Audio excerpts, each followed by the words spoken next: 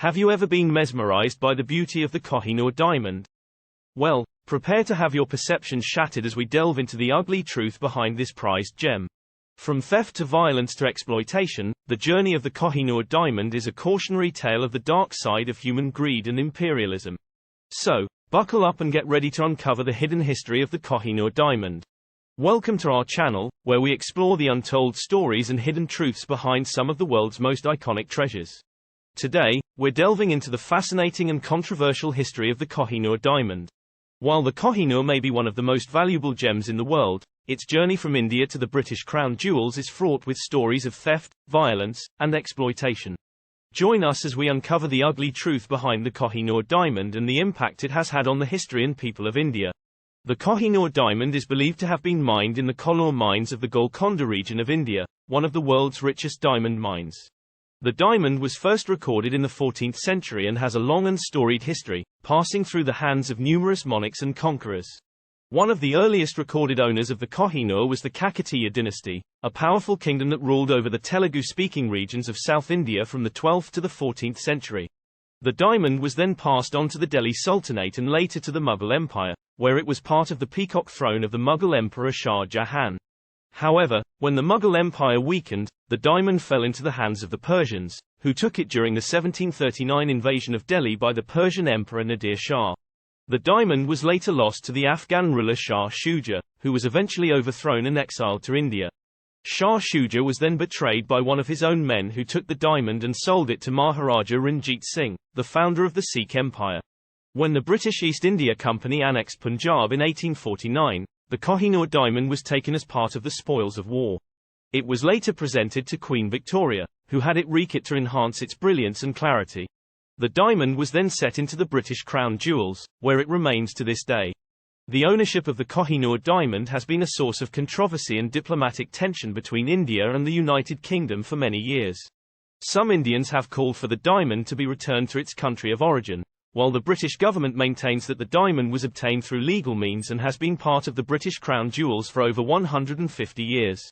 Despite its beauty and value, the Kohinoor diamond represents a darker history of theft, violence, and exploitation. Its journey from India to the British crown jewels is a complex and fascinating story that reflects the legacy of colonialism and the ongoing struggle for justice and restitution. However, behind the glittering facade of this prized diamond, there is a darker story that involves theft, violence, exploitation and much more. To begin with, theft and plundering have been a recurring theme throughout the history of the Kohinoor diamond. Many of its owners acquired the diamond through violent conquests and military campaigns.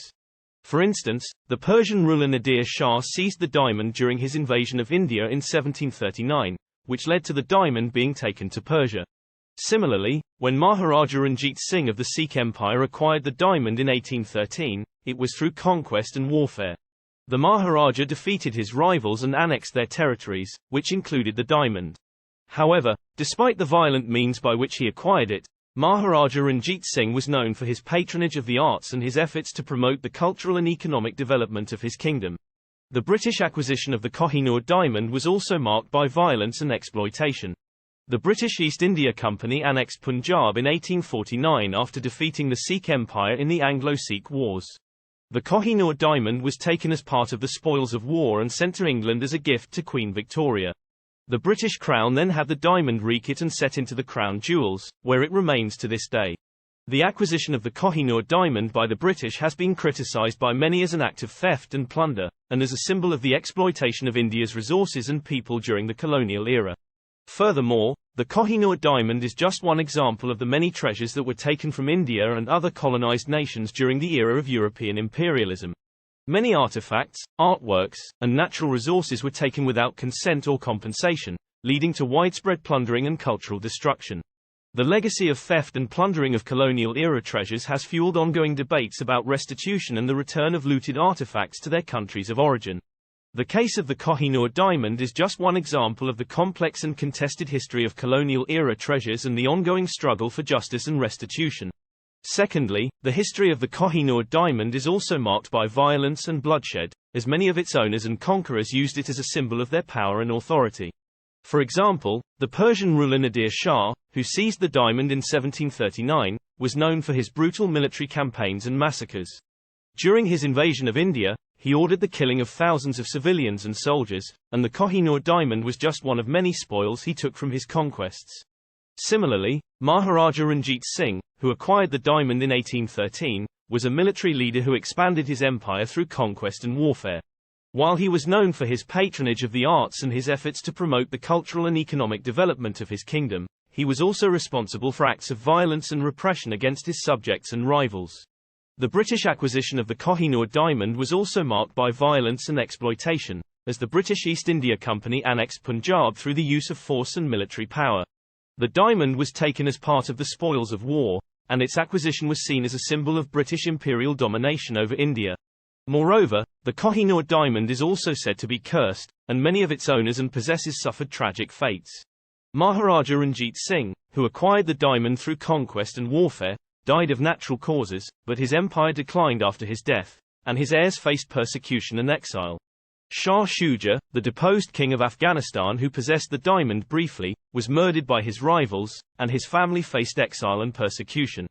Similarly, Maharaja Duleep Singh, the last Sikh ruler of Punjab and the rightful owner of the diamond, was forced to give up his kingdom and live in exile in England, where he was separated from his family and culture.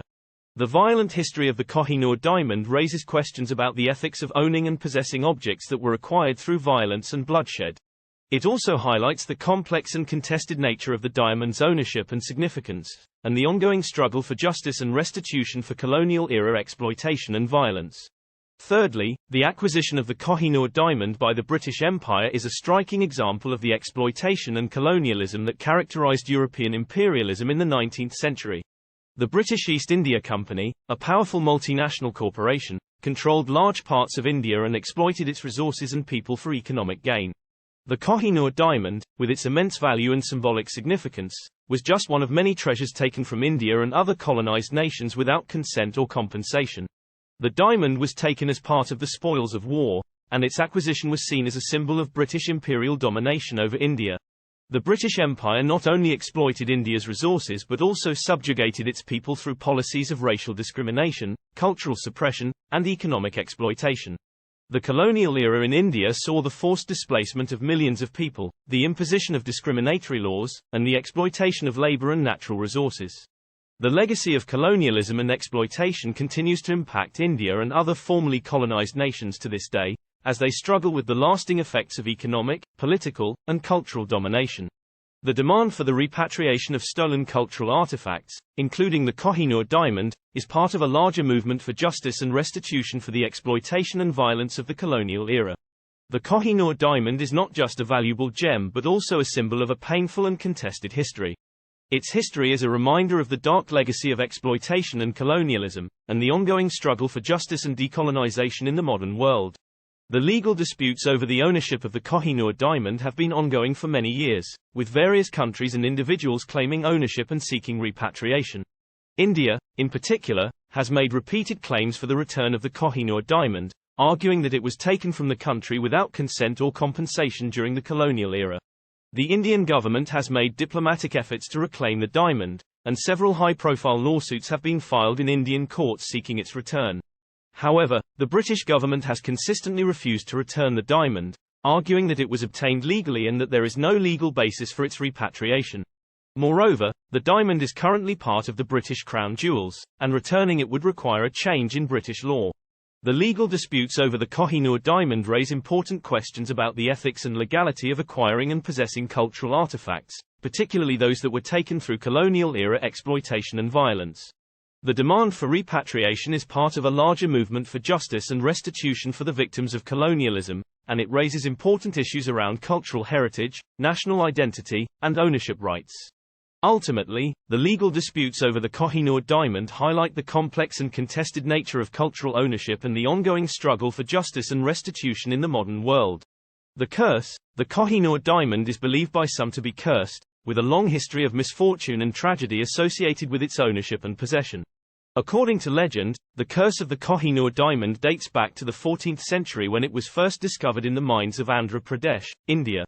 The diamond is said to have brought misfortune and tragedy to all those who possessed it, leading to their downfall and eventual ruin. Over the centuries, the Koh-i-noor diamond changed hands many times, and many of its owners suffered tragic fates. For example, the Persian ruler Nadir Shah, who seized the diamond in 1739, was assassinated shortly afterward, and his empire collapsed soon after his death. Similarly, Maharaja Ranjit Singh, who acquired the diamond in 1813, died of natural causes, but his empire declined after his death, and his heirs faced persecution and exile. The British acquired the diamond in 1851, and many of the British monarchs who possessed it faced personal and political turmoil, including Queen Victoria, who lost her husband, Prince Albert, shortly after the diamond came into her possession. The belief in the curse of the Koh-i-noor diamond is part of its mysterious and fascinating history, and it adds to the allure and intrigue of the diamond. However, the curse is also a reminder of the tragic and often violent history associated with the diamond's ownership and possession, and the ongoing struggle for justice and restitution for the victims of colonialism and exploitation. The question of reparations and restitution for colonial-era exploitation and plundering is a complex and contentious issue, and it has been a topic of debate and discussion for many years. Many argue that the Kohinoor diamond and other cultural artifacts taken from colonized countries during the colonial era should be repatriated as a matter of justice and restitution. Reparations could also include financial compensation, investments in development and infrastructure, and other forms of support for post-colonial countries and communities. However, others argue that repatriation is not always feasible or desirable, and that cultural artifacts taken during the colonial era are now part of the global heritage, and should be accessible to all. They argue that cultural artifacts have the potential to foster dialogue and understanding between different cultures, and that access to them should be protected and preserved for future generations. Moreover, the question of reparations and restitution raises larger questions about the legacies of colonialism and imperialism, and the ongoing struggles for social justice and equality in the modern world. It requires us to confront the uncomfortable truths of our shared history and to work towards a more just and equitable future for all. Ultimately, the question of reparations and restitution for colonial-era exploitation and plundering is a complex and multifaceted issue that requires ongoing dialogue and engagement. It is a reminder of the ongoing struggles for justice and restitution, and the need to work towards a more equitable and just world for all. In conclusion, the Kohinoor diamond may be a beautiful and valuable gem, but it also represents a darker history of theft, violence, and exploitation. Its journey from India to the British crown jewels is a testament to the legacy of colonialism and the ongoing struggle for decolonization and justice. Thank you for watching, and we hope this video has shed some light on the ugly truth of the Kohinoor diamond.